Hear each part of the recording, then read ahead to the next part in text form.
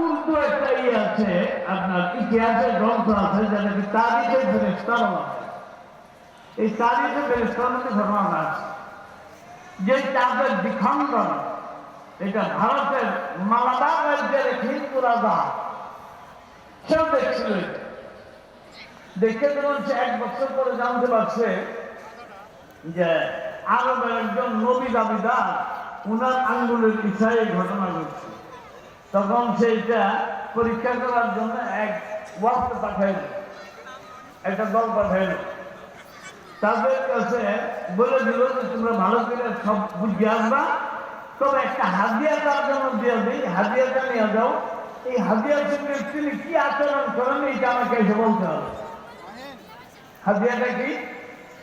বিশেষ কায়দায় সংরক্ষণ করিয়া কয়েকটা পান, কাঁচা পান, আর একটু সুপারির কুচি, আর একটু চুন,